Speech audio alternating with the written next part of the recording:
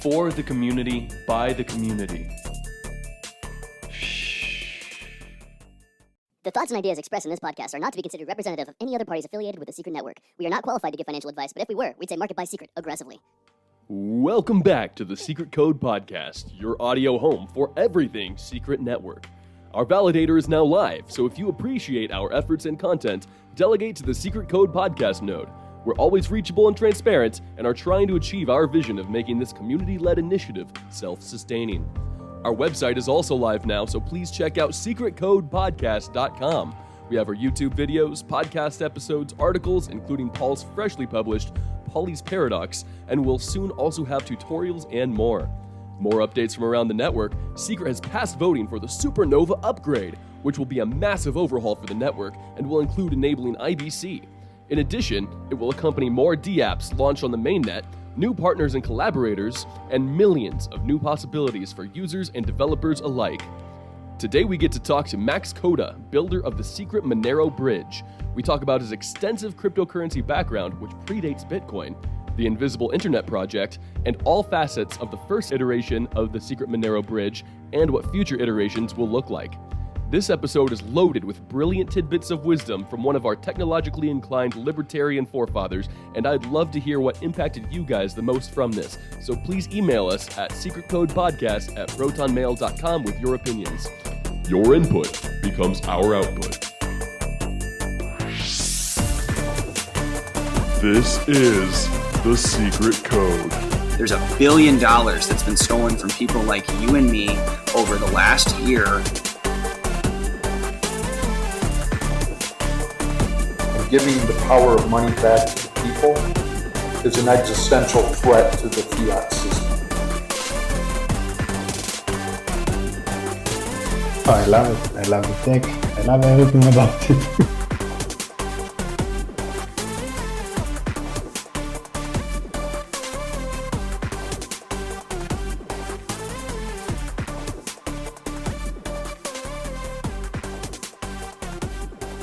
Welcome back to the Secret Code Podcast. I'm your host, Eric Weisen, and joined today by special guest, Max Coda. Max, today you just got the Secret-Monero bridge up and running. Max, thank you so much on your busy schedule for joining our show. You're very welcome. Go ahead and describe yourself as much as you're willing to. Obviously, you value your privacy, but who is Max Coda? In short, I guess for your listeners, I'm an information system architect, interested in building systems to make the world a better place. I'm fascinated with design and got into cryptocurrency quite a while back and have, I'd say within the last year or two, been really fascinated with the potentials for DeFi. And we're looking to build all the best DeFi-enabled applications and systems that we can. That's awesome. A little bit more about you personally. What are a couple non-generic traits that you feel would more specifically describe you, that separates you from somebody else, that maybe you'd want to explain to your great-great-grandchildren so that they can maybe have a connection with you? I really like to keep a low profile.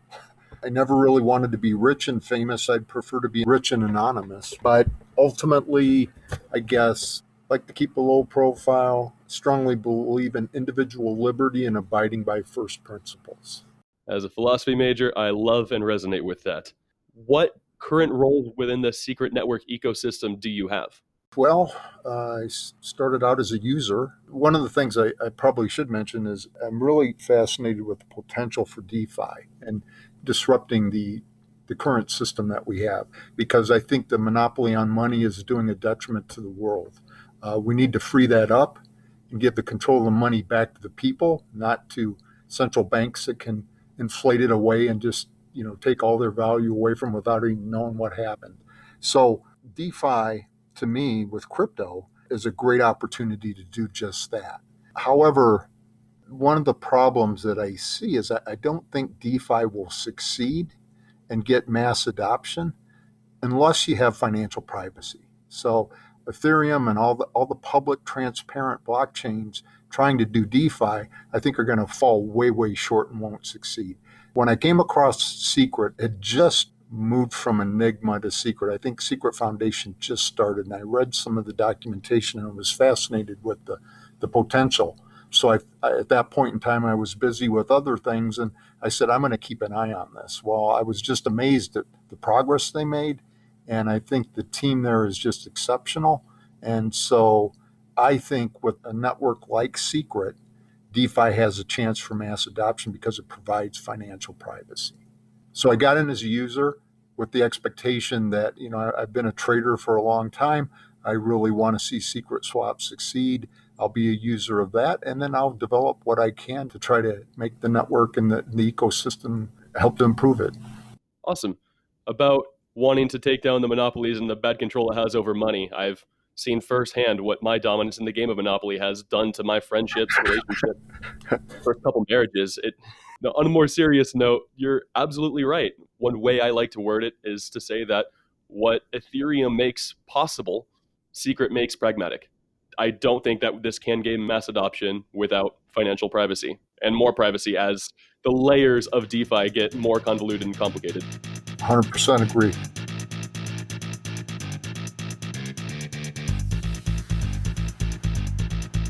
You said you got into cryptocurrency a bit ago. Around when was that, and what projects first got you interested? Well, I was interested in the concept of cryptocurrency before cryptocurrency existed. I'm a little bit of an older guy. I've been in technology space for over 40 years. So I got in and involved when the microprocessor was first invented. Into cryptography probably back in the late 80s, and was obviously economically inclined. I read The Creature from Jekyll Island when it first came out, understood the system we have today is rigged, and if we truly want to be free, we need something different. So I've been thinking about it for several years. I used to be, I don't like to label myself, but it could have been similar to a gold bug back in the day with gold and silver, but that's the past. That's not the future. So there's got to be a better way to have a sound money and get away from fiat currencies. And lo and behold, in early 2009, I became aware of Bitcoin and I got involved with it. And I'm proud to say that I was mining Bitcoin with the GPU when the difficulty factor was equal to 1. If that tells you anything. Nice. So you were you got involved back when you were doing hashes by hand. Sometimes I felt like it, yeah. That is awesome. That gives you a very unique and well-grounded perspective on exactly what this is, because a lot of us, we get involved recently and we're like, okay, yeah, it's magic money. We accept it as true, but don't really understand it. We need more involvement and work by people who actually do understand it. I was really excited about the potential for Bitcoin, although, I realized that it didn't, in my opinion, adequately meet the use case for a digital cash because of the lack of privacy. And for the characteristics of money, if you go back and look at Mises and a lot of those characteristics for money, one of them is fungibility, and Bitcoin is not fungible, and that's what led me to Monero.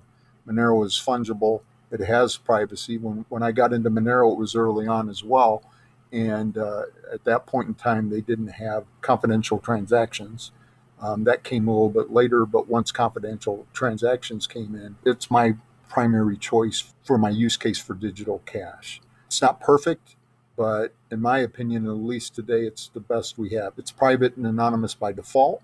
If you make that optional, I don't think you're going to have a system that will meet its objective in the end.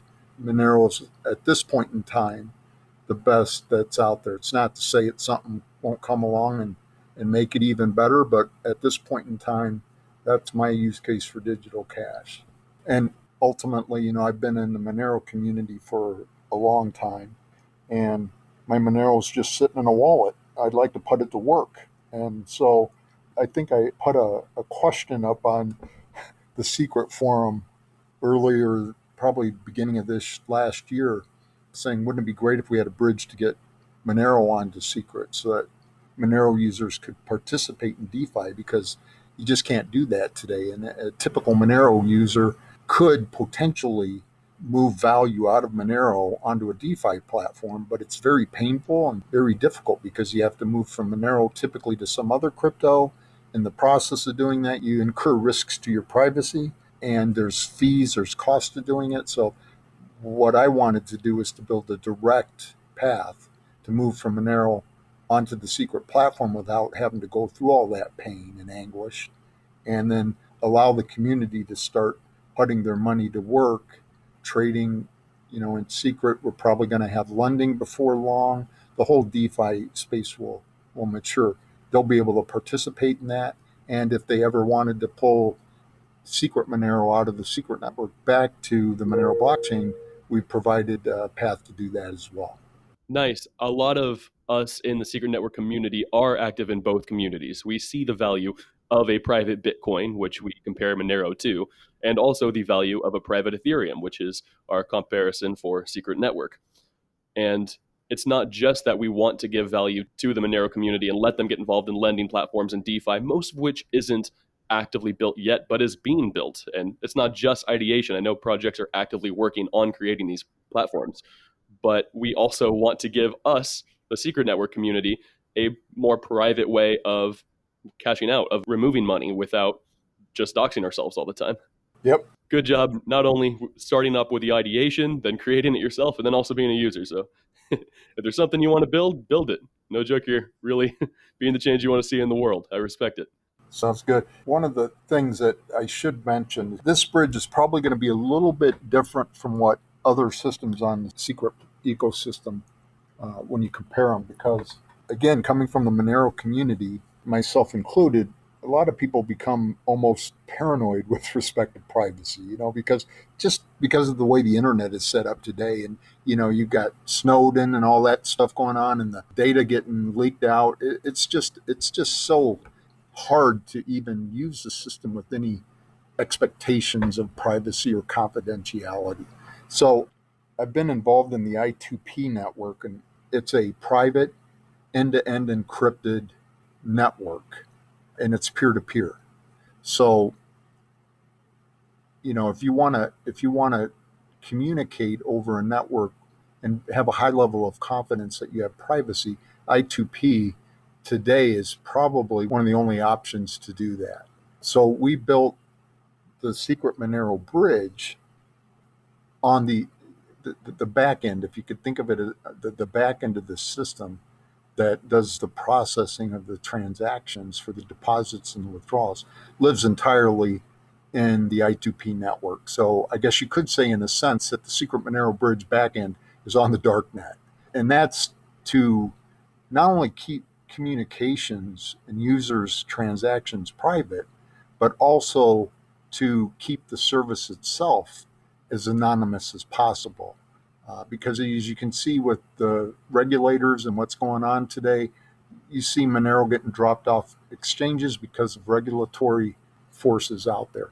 So what we wanted to do was to make this service peer-to-peer, so direct accessibility by the users themselves, and make it so that it's essentially not a target that can be taken down or seized by hostile entities. So we utilize the I2P network, and as you might imagine, if you do have that end-to-end encryption, it's going to be slower than, say, some of your other networks, and that's the price you pay for confidentiality, and privacy is times speed. So it might perform a little slower than what you're used to. It's going to be slower than the secret Ethereum bridge, but we've designed it such that there's proof of swap or proof of transfer. So when users make a deposit into the Secret-Monero bridge, so what they're doing when they make a deposit is they're transferring Monero from the Monero blockchain onto the Secret Network platform, and the value is transformed into a Secret-Monero token, which is a SNP20 token on the Secret Network. The Monero that they send is locked in a multi-signature Monero wallet, and it remains there until they withdraw the Secret-Monero token from the Secret Network. When users make a deposit, they use the wallet of their choice. They don't even use any of our software, and they send the Monero to the address of our Secret-Monero wallet. And they make that transfer on their own. What they have to do they have to essentially prove to us that they made that deposit, and Monero has a proof of payment facility where you can mathematically prove that you made a payment to an address. And we have them send us the proof that they made that payment to our Secret-Monero multi-sig wallet. And we verify that. Once we verify it, we then mint the Secret-Monero tokens. And we use the technology on the Secret Network side with the SNP20 token. When they do a withdrawal, they essentially transfer their Secret-Monero that they're withdrawing to our multi-sig address, and that multi-sig address then burns that Secret-Monero out of existence and then transfers the corresponding amount of Monero from our multi-sig wallet to the user's Monero wallet. And all that network traffic, if you will, is essentially done utilizing the I2P network. So the users can feel confident that they have privacy and even anonymity when they deposit and withdraw. Thank you so much for walking us through that. I've been following your updates on Discord and whatnot. I wasn't fully aware how private this was going to be, which is questions I'll still get to more later on, but that's fascinating. So the I2P, which you've mentioned, is the Invisible Internet Project. And how is that different from something like Tor? Tor essentially is a proxy system. So it uses onion routing, and it's primarily meant for browsing the internet anonymously. So if I'm on Tor, my communications go to two different hops, and then they go through an exit node out to the internet. But it's limited in that respect. I2P uses what's called garlic routing, and it's not limited into the number of hops you have. It's also unidirectional. So you have tunnels, which are the pathways that communications go down, and the endpoints are cryptographic constructs. So one of the things that the analogies I've been using lately, so if you think of a secret network wallet address, it's an address, it's a cryptographic construct from a public key pair. I2P does basically the same thing with network communications. You're not sending coins between these addresses. What you're really doing is you're sending network communications to cryptographic constructs that look like crypto addresses. And the benefit of doing that is you're not exposing IP addresses, which could be linked to locations or to people. You get anonymity and privacy. To me, I guess I'd sum it up by saying it's more sophisticated than Tor. It goes further than Tor.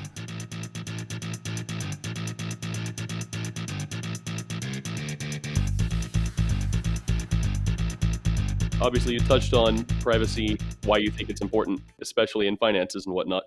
But I'm curious to hear in your thoughts and foresight, because clearly you're great at that.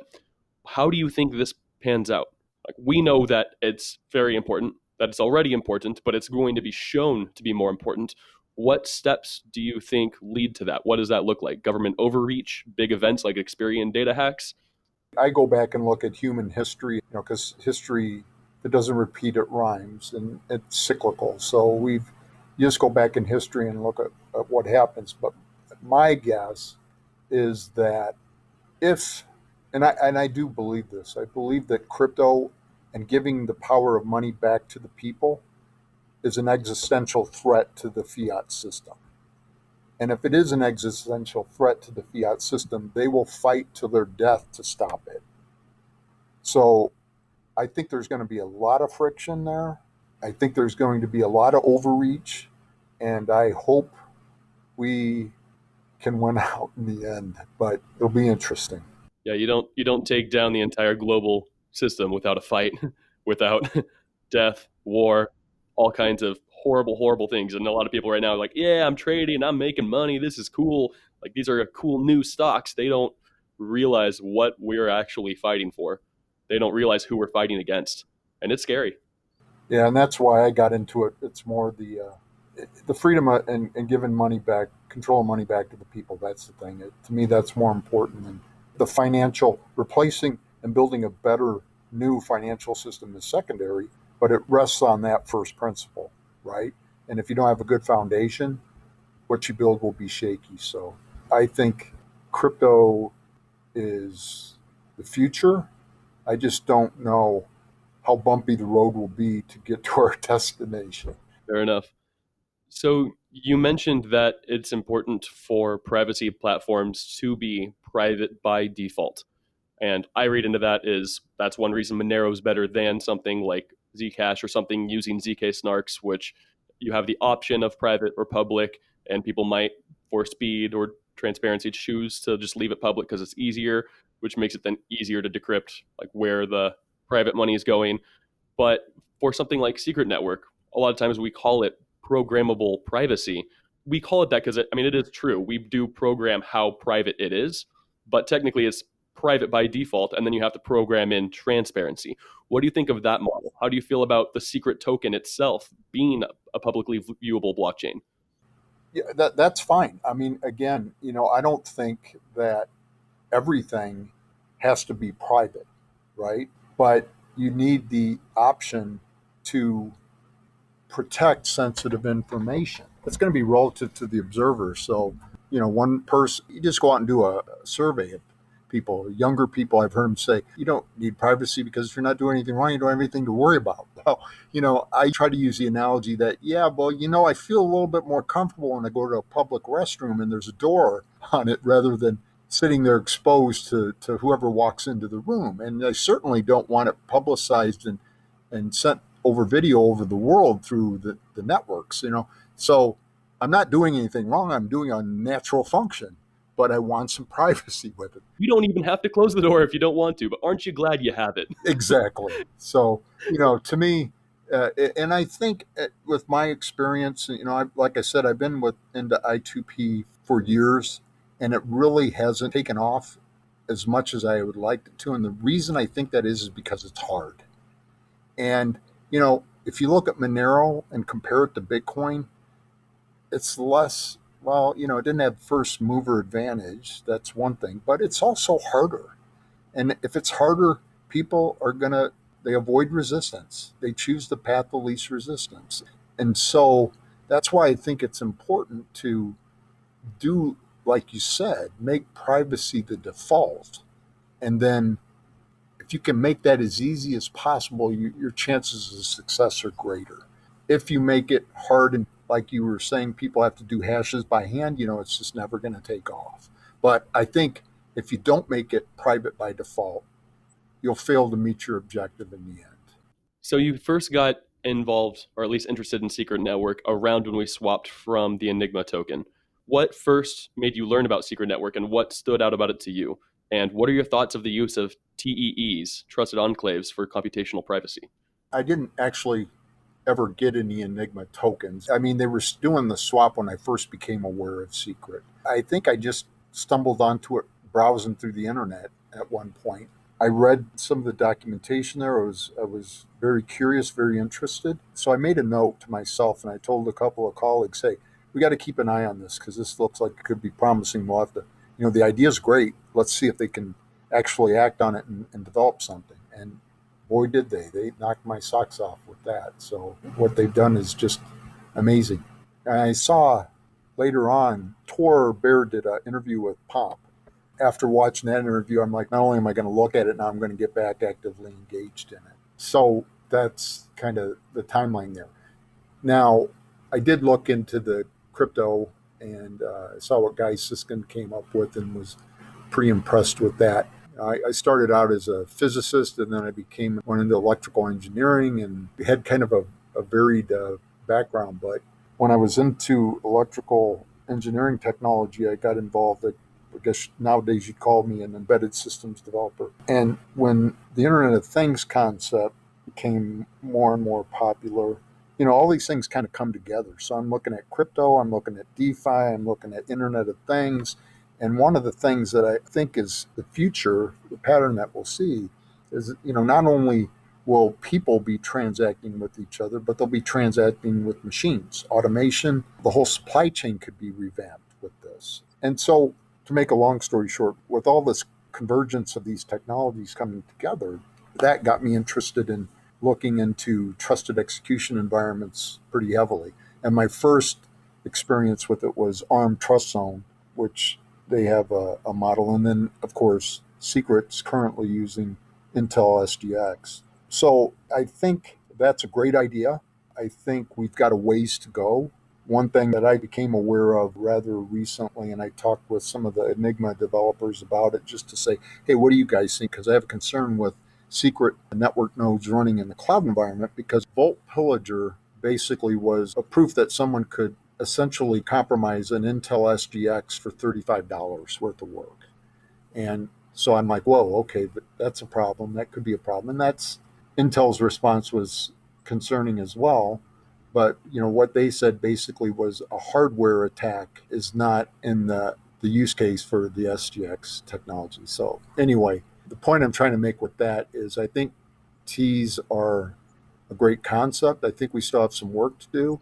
And when I talk with the Enigma folks about Vault Pillager, they said, yeah, that's for a very simple thing and probably not a concern or a real significant risk for secret network. I only bring it up because, Ts aren't perfect right now. We've still got more work to do.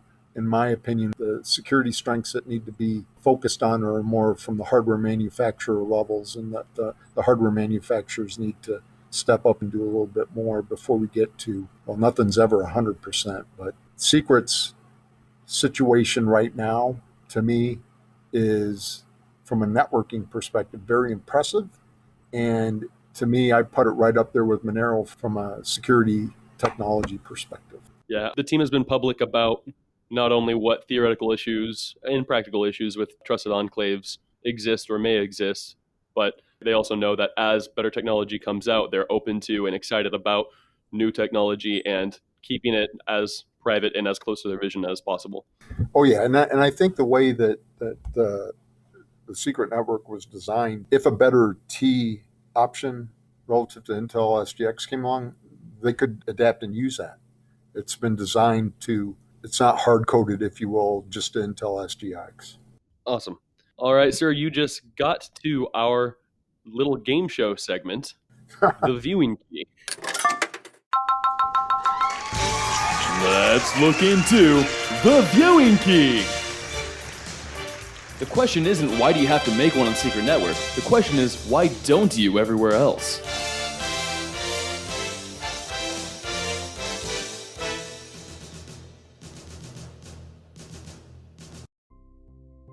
How many privacy coins are in CoinGecko's top 100 by market cap? Is it A, 4, B, 6, C, 9, or D, 11? Oh boy, I'm going to have to guess. I'll go with 6.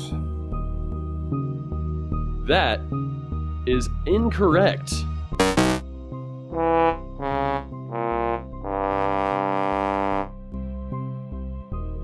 It's actually only 4 right now. It used to be more, and we've seen more privacy programs struggling due to the pressure by regulators to delist, to not interact with them.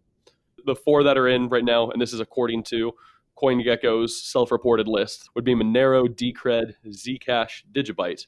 And I got 4 more in the top 200, being Horizon, Pirate Chain, Verge, and Ergo. But we'll have another one up in the top 100 pretty soon. Well, I did my best. A solid guess. I probably would have said 9.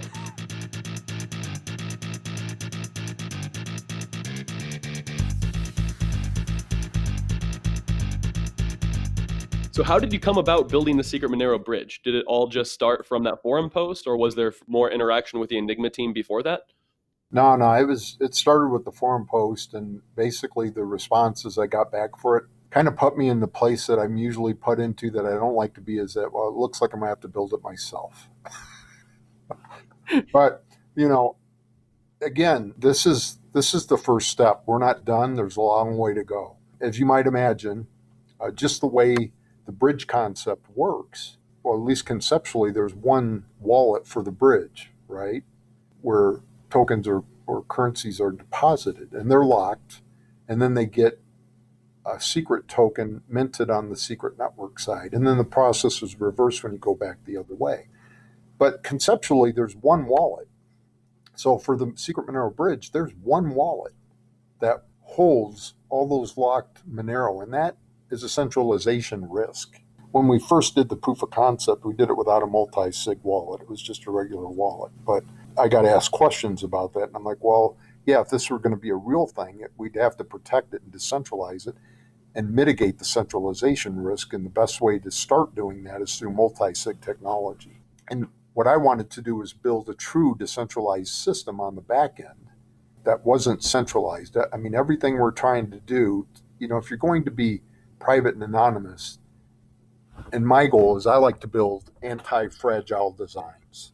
And to be an anti-fragile design, the Secret-Monero bridge backend had to be decentralized. It had to be effectively run kind of like a Bitcoin network, if you will. So we've got multiple nodes running on the back end that are peer-to-peer, and you could think of them like Bitcoin nodes. I mean, they talk to each other, they replicate data across to each other so that they eventually have the same data set, and they can act as servers or clients. So we've got this network of nodes running in the back end on the I2P network that facilitate the work in the back end.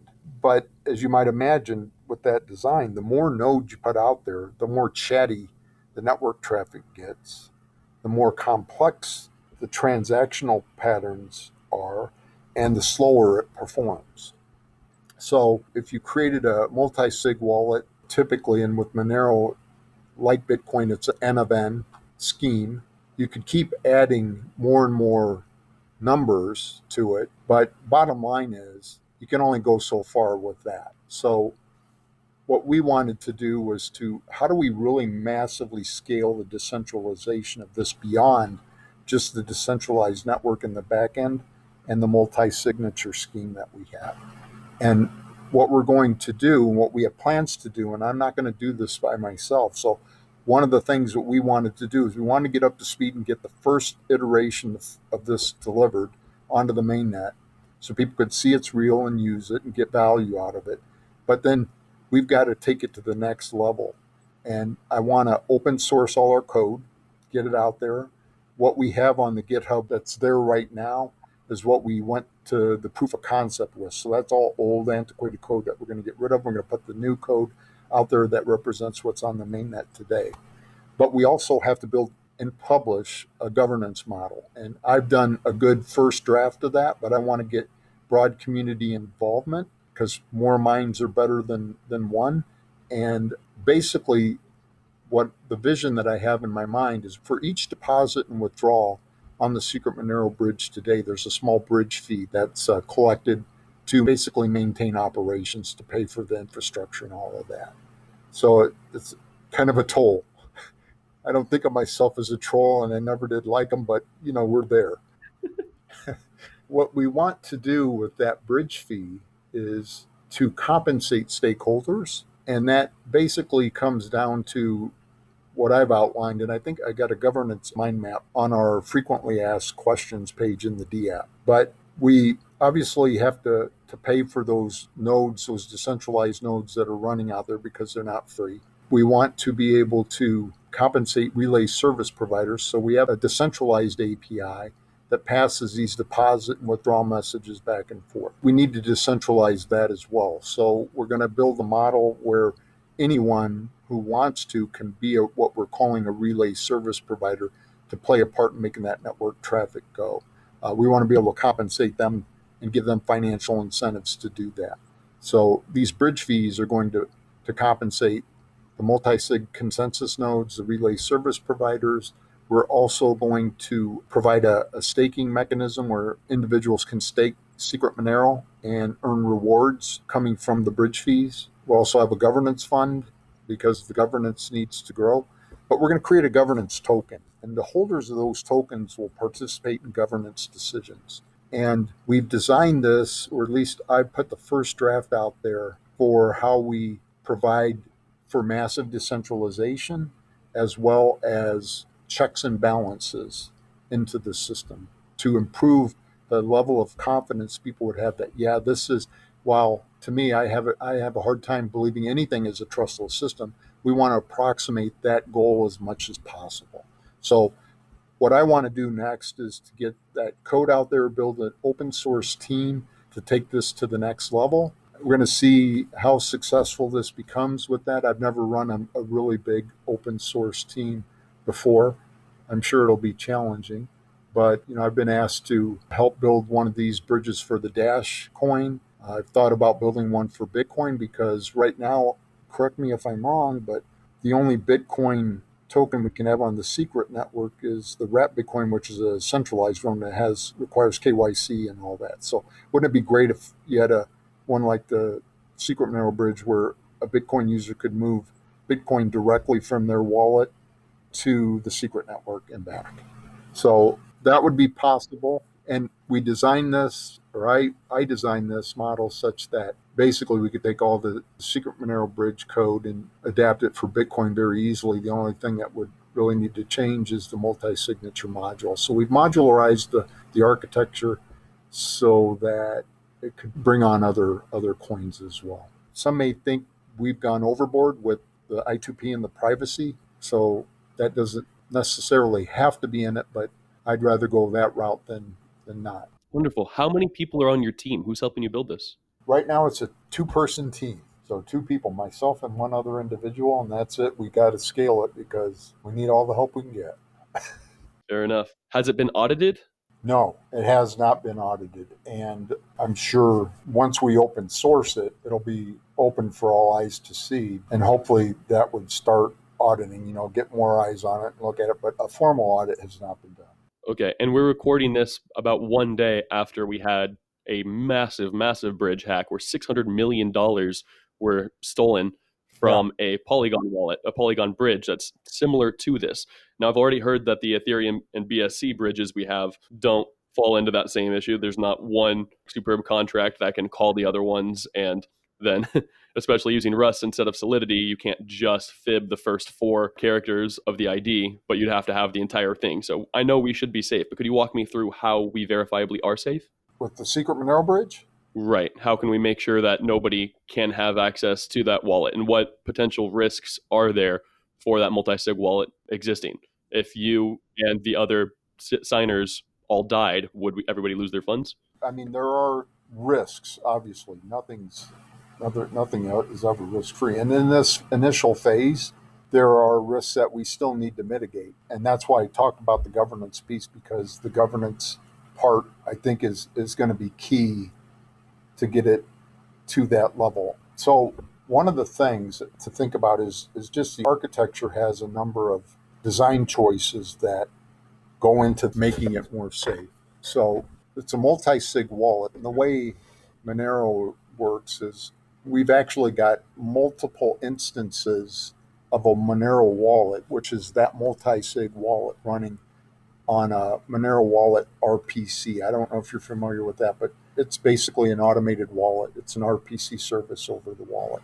And we've designed that so that's on a separate node than the multi-signature consensus node that actually interfaces it with it to do transactions, to sign. It's essentially to do the multi-signature communication. So the fact that they're separate nodes, they're decentralized, chances of being unsafe become more and more significant the more and more centralized you are. So when you decentralize by design, you make it safer. We've separated the node that does the processing from the wallet itself, and they're on I2P. So the node doesn't know where the RPC node is. It only passes communications to this cryptographic construct so that it can communicate, but it doesn't know where the wallet is. The node that does the transactions, that processes withdrawals and deposits, does not have the keys to the multi-sig wallet. So it can't compromise the key. The keys for all those RPC nodes for the wallet are to be controlled by the governance token. Now, at this point, we don't have a governance token, so everybody that's using the Secret-Monero bridge would be relying upon our governance team to do the right thing.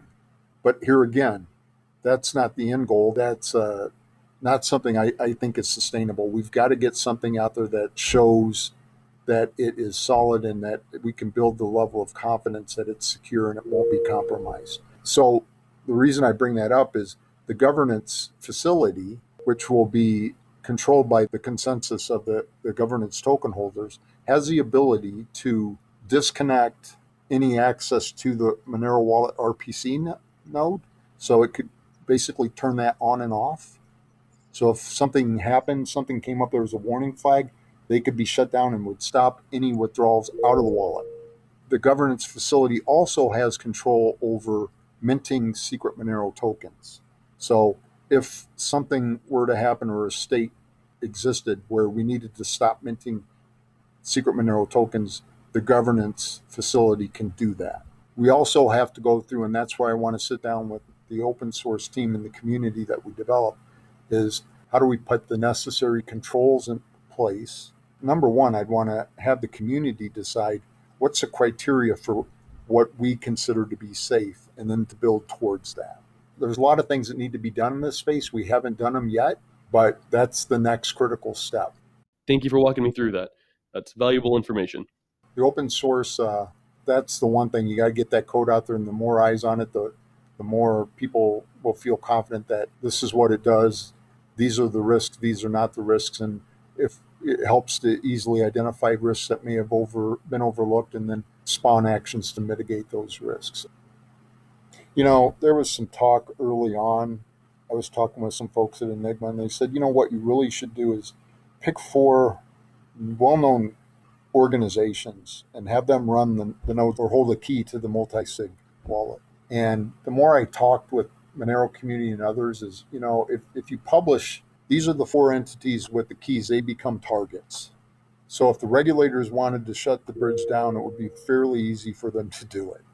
If any other hostile entity wanted to attack it, it would be fairly easy to do it. So what I wanted to do is to say, we want to avoid that risk, but to massively decentralize it, we need to build a decentralized autonomous community around this governance and manage the system that way, and have the community, those token holders of the governance, be the ones to call the shots and make the rules. Absolutely. I love the model. I love the thought that you put into this. Thank you.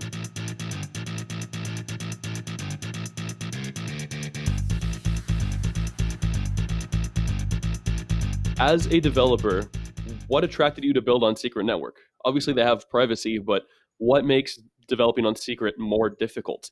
And what, if any, initiatives would you like to see to onboard more devs? I've been in this space for a long time, and a lot of my skill sets are probably becoming somewhat antiquated, the languages. So for me personally, I'm learning Rust. I didn't use Rust. Now, when we built the Secret-Monero bridge, we basically used the SNP 20 reference implementation that Enigma built, and we didn't modify it at all. So it's that contract that they built, and that basically is our only secret contract right now. I need to learn Rust. I think Rust and other contracts are going to be essential to build that decentralized autonomous community, kind of like what they're doing with the CFI token and voting. We need something like that as well. So for me, I don't think Rust is hard. I think it's just me finding the time to sit down and get competent with it. But I also think that it'd probably be a better decision to find somebody that is already competent in it and to have them join our team. I don't think the secret network is hard. I looked at Ethereum early on, and I decided that it technically, in my opinion, wouldn't succeed.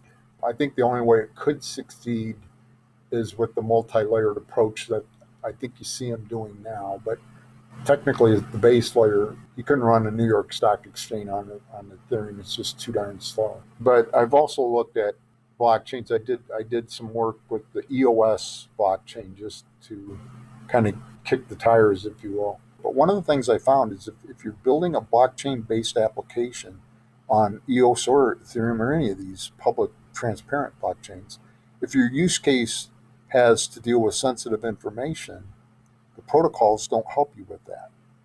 You have to build those yourself at the application layer, and that makes it really hard. So I think when I compare those two that I brought up, I think developing on Secret is easier. Now, the tool set for secret contracts could grow and become more mature, and I think that's already started. That'll make it easier.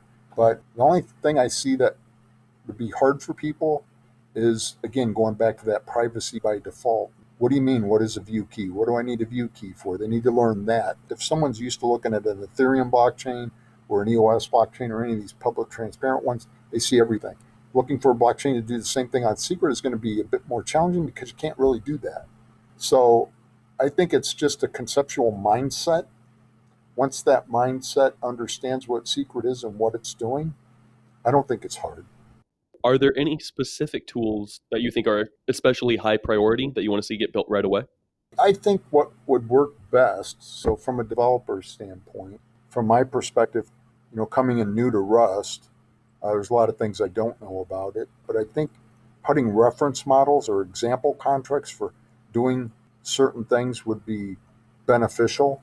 I know I've looked at the Figment Learn series, and some of that's out there, but I think they could do more in that space. But, reusability, I think, would help developers, or at least, if nothing else, it would give them a reference set where they could move faster. Absolutely. I'm excited for Grip Tape, a project coming out that's going to really help with that. Going to keep everything in place while people work on just building their application, their game, whatever they're building. Yeah, I saw that. I need to look into that a little bit more, but that looked interesting.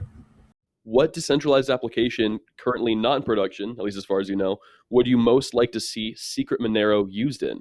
The Secret-Monero Bridge Staking Fund.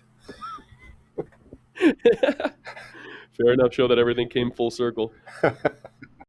I'm excited for when stores and whatnot get developed and run autonomously on Secret Network. You might have to have somebody ship, but people just actually spending their Monero on things in Secret Network. Yeah, and that's one thing I'd really like to see, because, one of the thoughts I first had when I was digging into the Secret Network and its possibilities was, if I had Bitcoin in my Bitcoin Core wallet, I could transact with it in what I consider a non-secure manner. But if I take my Bitcoin and I move them up to the Secret Network and I get secret Bitcoin, I can now transact with Bitcoin with privacy, where I couldn't do that outside. And you can do that with any coin that you have a bridge to, right? If you have a secret complement of that coin on the Secret Network, then essentially all coins have pretty much the security that a Monero has.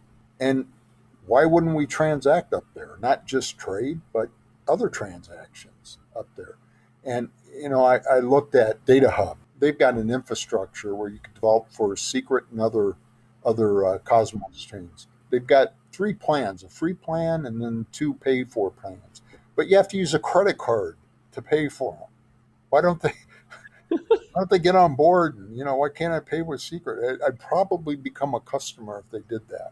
I think that's more ironic than Coinbase not keeping their reserves in Bitcoin. So, yeah, I'm with you. I mean, I think it could become an entire way to do commerce and do it more securely in privacy. I mean, God knows credit cards are antiquated technology and they're not secure, and everybody's using them today to transact. The future's already here for that. Let's use it. Yeah, absolutely. I think a lot of people take for granted that that public transactions are okay just because it's what they're used to. I mean, people aren't disturbingly alarmed that Mark Cuban's entire wallet got doxxed because he won an NFT auction that was public. And everybody knew what he had. A lot of people bought the Titan coin because they saw Mark Cuban bought it. And he didn't go out and be like, hey, everybody on Twitter, I just bought $400,000 worth of Titan coin.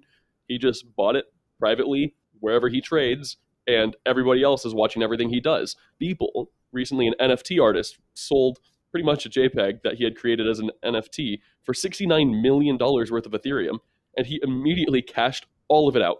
And everybody knows that he did that. And now a lot of people are angry at him. Like, you're not showing, we supported you as a community by bidding and by making you this much money, and now you're just showing that you don't believe in us. And he shouldn't have to come under scrutiny for his personal, private, fiscal ideas. We don't know what he needs to do with that money. But right now, the only way, at least as far as I know, to bring back your privacy to those wallets is to use these bridges, to get involved in the Secret Network, to move around on Secret Swap, and then take things out to new addresses. Because if people just start sending his NFTs and his Titan coins and whatnot to these new MetaMask wallets, everyone's just going to know what the new addresses are. Oh, yeah, exactly. And, one of the things that bothered me was, and you keep seeing stories like this, I think I read one the other day. If you buy something with Bitcoin or any of these non-private coins, and the recipient can look and see what your wallet balance is, and you can do it such that wouldn't necessarily happen, but most people, the way they use their wallets, that's probably more the norm. But if they can see your entire balance, you have people now being physically accosted and attacked and maybe even killed to get their coins.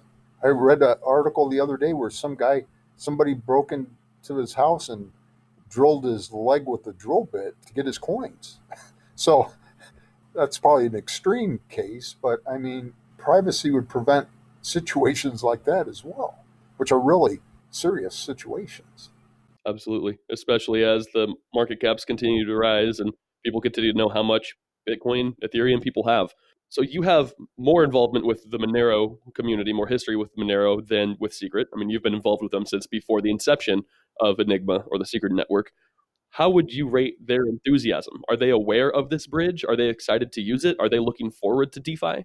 We're going to have to go through this test phase, right? There's a lot of skepticism. And what I wanted to do was to lay out the pattern as Monero community user, would like to see. And I think we need to get it out there, let them look at it, let them get their heads around it, have them become members of the community for the Secret Monero bridge itself. If there's weak spots, participate and let's make them stronger. Usually in my conversation with the Monero community, they're pretty much stop at the Secret Network because they don't know what it is. So they're going to need to learn about that. What I think is the big motivator or incentive to learn about that is, like I said, the reason that I wanted to build it in the first place. It gives them the ability to put their money to work and to be used in a DeFi environment. So I think it's going to take time. I think time will get it there. I think some that I've talked to are really for it. I've heard others that are like, oh, no, we don't want to have anything to do with Secret Network. And usually it's because they don't know what they're talking about. But I think that from what I've seen, there's a lot of interest. I've talked to some people that looked at Thorchain and from the Monero side and said, well, we don't like what Thorchain's doing. We like your approach better from a security standpoint. I think that there's enough excitement out there to get the ball rolling. This is the first step, and there's a lot more things that need to be done. It's not a done deal. There's more work to be done.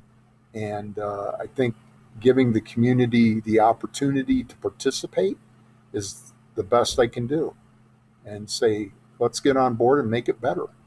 So I am a member of the CeFi Executive Governance Committee, and we had our first meeting today.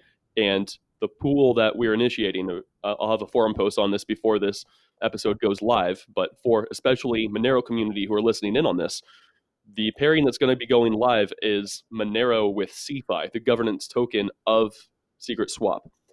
And the rewards initially aren't going to be that high, but you can go across the bridge. You can start liquidity providing with your Monero and with your CeFi, and you'll be earning CeFi. And then if you guys want to raise the incentives, which I fully support, but it's going to be a call to action. You need to get your hands on CeFi, and we need to go ahead and go through the governance proposal and propose to raise the kind of the tier of that pool, the weight of the incentive drop of the CeFi token to make it more rewarding, to give Monero community more governance, more power.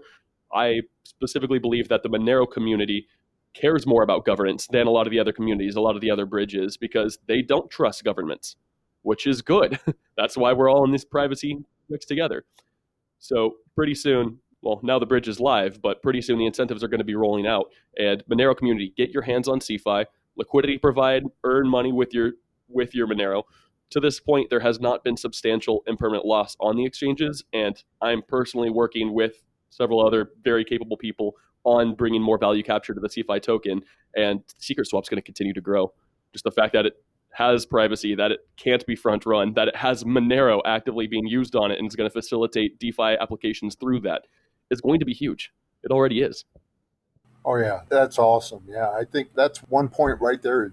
If you use the bridge and you get into Secret Swap and you can get that CeFi incentive, that's something they can't do today just staying in a Monero wallet. So those type of incentives, I think, is what's going to be the magnet attractor to get people there, because who doesn't want to make money, right?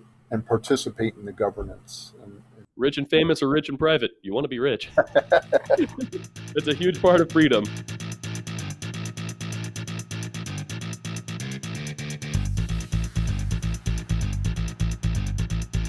So you mentioned that one of the next things for your project is going to be open sourcing the code. Do you have any estimated time of arrival for when an open source would take place?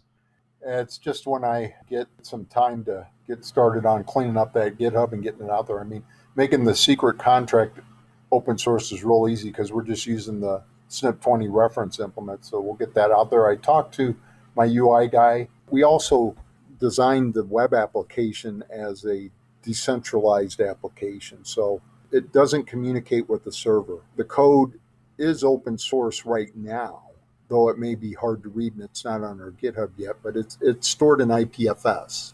So it's stored in a distributed file system around the world. I just got to talk to my UI guy. He says he's going to do a couple things to make it more readable before we put it out there, because I think he did the minimize JS stuff, which makes it hard to read. We want to make it so that it's not painful to look at the open source code. We want it to make it easy to read. And so that'll get placed up on the GitHub as well. And then we'll be getting parts of I've got to figure out, the back end is pretty sophisticated and complicated. So I want to be able to not only provide the open source, but write a book about what to look at and what it does. I'd have a responsibility to write some documentation around it too, to place that code in a context that's not too hard to read. Well, I would love to purchase that book with Secret-Monero. Yeah, I'd say as soon as possible, I will start working on that GitHub. And I think what would help make things move quicker is starting to grow that community for our project, and we can get more hands on deck. So I think that the sooner I do that, the better it'll be for everybody. We'll get more participants that can take some of the workload and scale our efforts from our dev side.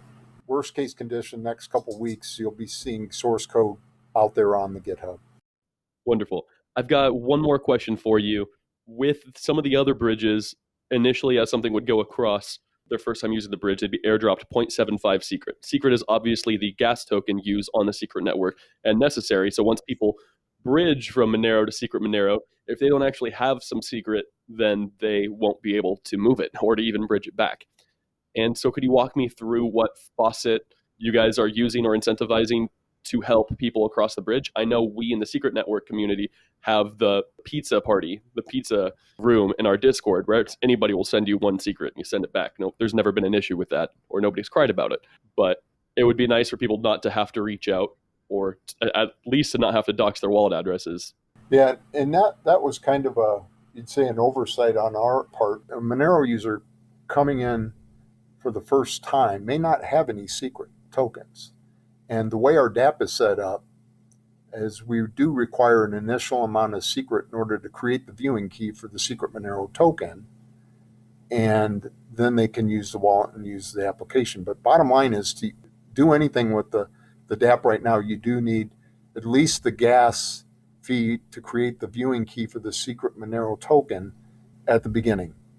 I was talking to Stefan and the announcement team work we were doing, and he brought this to my attention and said, are you guys going to provide a faucet for it? And I'm like, well, I don't control the secret token. I can't just create them. So that's a cost. And users certainly can do what I did when I first came on a secret network, and I went to a centralized exchange and got some secret.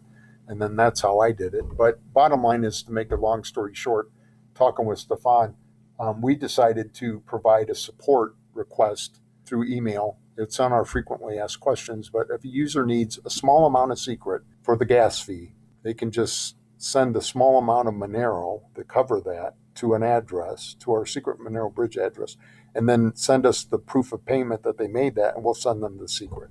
So we'll have the ability to do that. Hopefully we'll build an interface for that, because that's going to require manual interaction right now, and I don't have a lot of free time.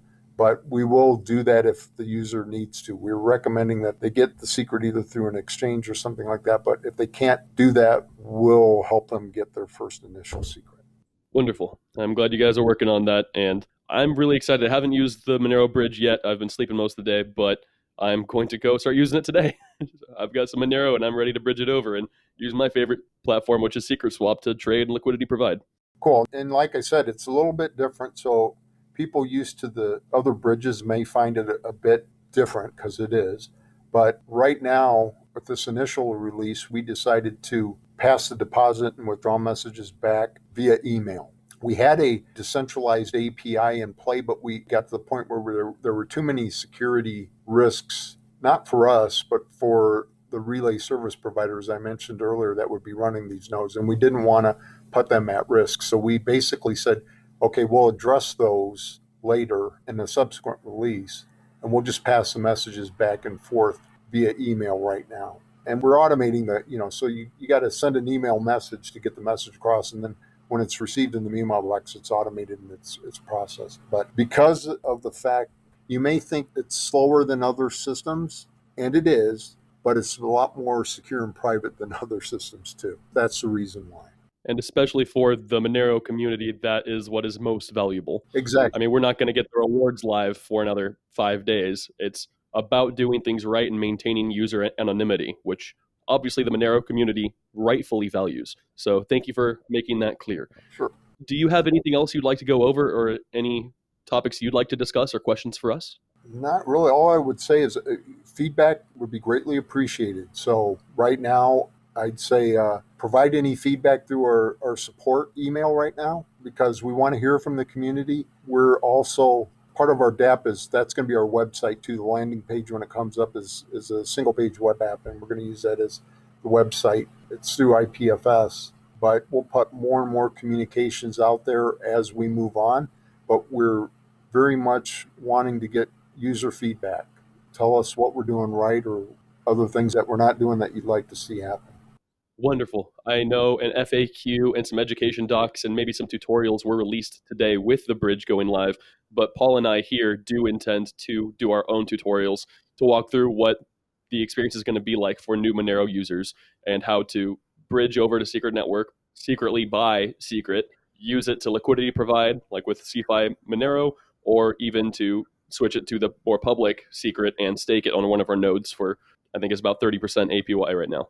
Yeah, great. And if you want to share those, if you come up with a good tutorial, we'll be more than happy and put it on the landing page. Go team.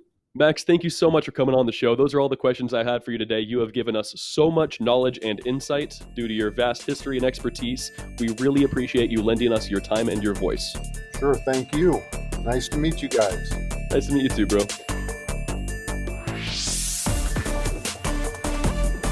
Thank you for deciphering the secret code. For the community, by the community. New episodes every Sunday. Secret Sunday.